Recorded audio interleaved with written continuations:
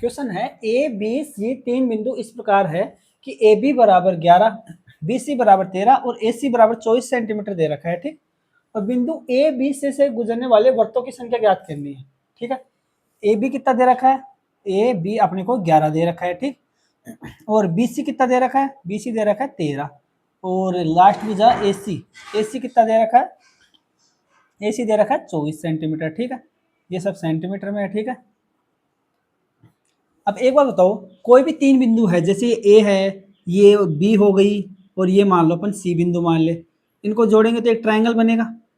ठीक है, और ट्रायंगल होता है तो प्रत्येक ट्रायंगल के तीनों शीर्षों से गुजरने वाली वृत्तों की संख्या सिर्फ एक ही होती है। तीनों शीर्षों यानी तीनों, अगर अपन वर्त बनाए जो तीनों बिंदु से गुजरे तो वो तो एक ही वर्त होगा, और वो त्रिभुज का परिवर्त होता है, यानी कि त्रिभुज के तीनों शीर्षों से गुजरने वाला वर्त सिर्फ एक ही होता है जो परिवर्त होता है।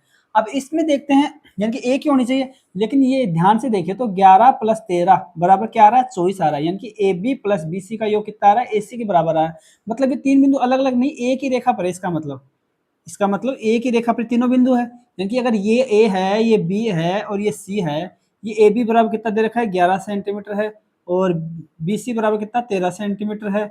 और तभी अगर ये इन दोनों का जोड़ अगर तीसरी भुजा ए सी के बराबर आ रहा है, तीसरी भुजा कितनी है 24 सेंटीमीटर, इसके बराबर आ रहा है, यानी कि A B plus B C का मान ए सी के बराबर आ रहा है।